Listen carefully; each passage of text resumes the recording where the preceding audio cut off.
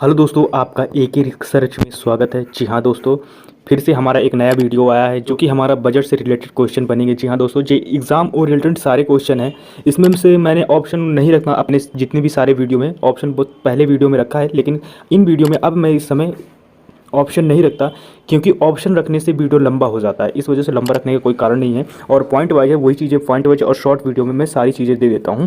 तो इस वजह से ये पॉइंट वाइज है और एग्जाम ओरिएंटेड क्वेश्चन है, तो मैं फटाफट इनको आप पढ़ लीजिए। इसको आप सेव भी करके रखिए, जिससे आपको बाई फ्यूचर में भी ये काम देगा। जितनी बार हो आप एक दो बार इस वीडियो को देखें, तो इससे आपको माइंड में सारे बजट के पॉइंट्स आपको दिमाग में बिल्कुल फिट बैठ जाएंगे।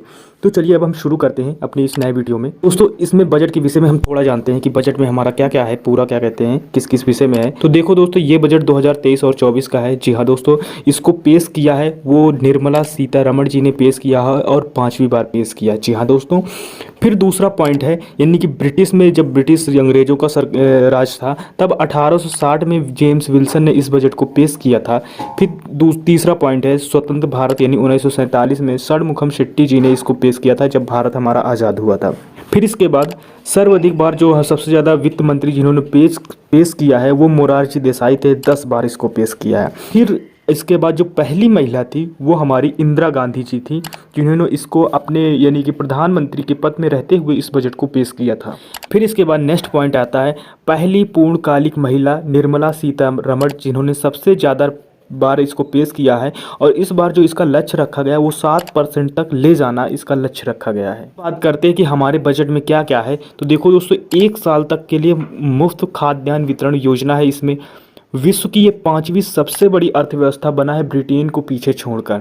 इसमें से जो लक्ष्य रखा गया है, प्रति व्यक्ति आय को लगभग 2 लाख रुपए कर दिया जाएगा, यानी कि 1.97 लाख रुपए किया जाएगा। फिर इसमें से अमृतकाल के लिए विजन बनाए गए हैं, बहुत सारे अमृतकाल तो चल ही रहा है। फिर इसके बाद युवा वर्ग पर विशेष ध्यान देते हुए नागरिकों के लिए अवसर भी दिया जाएगा। फिर रोजगार सृजन में वृद्धि की जाएगी, सुदृढ़ और स्थिर वृहद आर्थिक वातावरण बनाया जाएगा, यानी कि वैसा माहौल बनाया जाएगा। और भारत में एट द रेट की यात्रा पे 4 रूपांतकारी मौके भी दिए गए हैं। वो 4 रूपांतकारी मौके क्या हैं, चलो उनके विषय में जानते हैं। वो जो 4 रूपांतकारी मौके हैं, महिलाओं का आर्थिक सशक्तिकरण है। दूसरा पॉइंट है पीएम विश्वकर्मा कौशल सम्मान विकास। जी हाँ दोस्तों, फिर तीसरा पॉइंट है पर्यटन में। और फिर चौथा है हरित में। हरित में कितने पॉइंट हैं, इसमें हरित खेती भी है, हरित ऊर्जा भी है और हरित भवन भी है। जी हाँ दोस्तों, अब नेक्स्ट पॉइंट की तरफ हम बढ़ते हैं। अब जो दोस्तों हमारा नेक्स्ट पॉइंट है, इसमें से बजट की 7 प्राथमिकताएं दी गई हैं। जी हाँ दोस्तों, और उन 7 प्राथमिकताओं में सबसे पहले है समावेशी विकास है।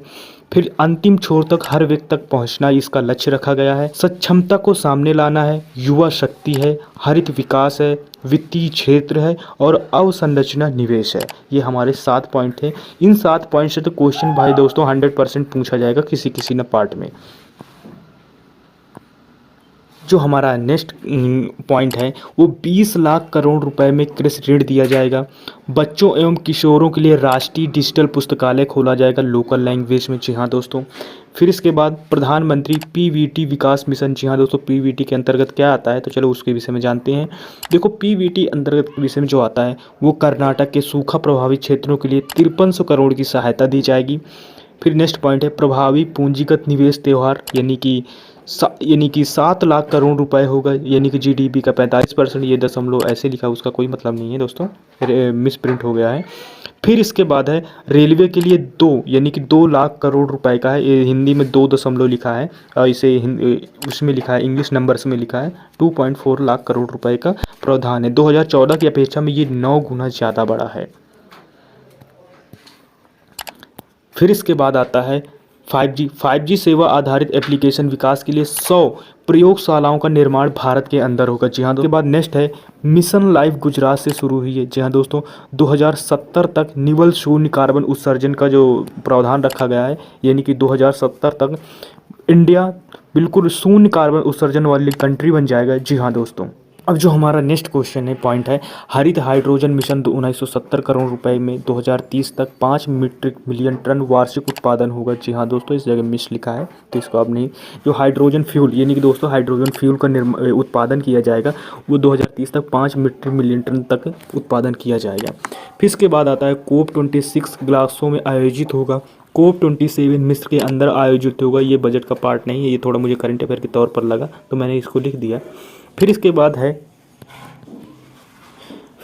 है पीएम प्रणाम, यानी कि पीएम प्रणाम है। तो इसमें से पृथ्वी के प्रदूषण को कम करना है। आपसे जब भी पृथ्वी के प्रदूषण को कम करने के लिए लोगों पूछे, यानी कि उसका ध्येय वाक्य या लाइन क्या है, तो ये पीएम प्रणाम है। ये पीएम प्रमाण योजना के हिसाब से है।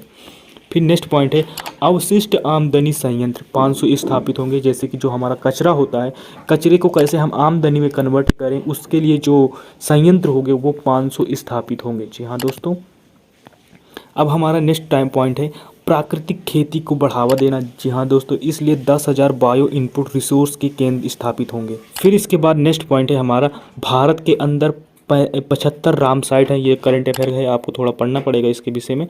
तो और सर्वाधिक राम साइट तमिलनाडु पर है।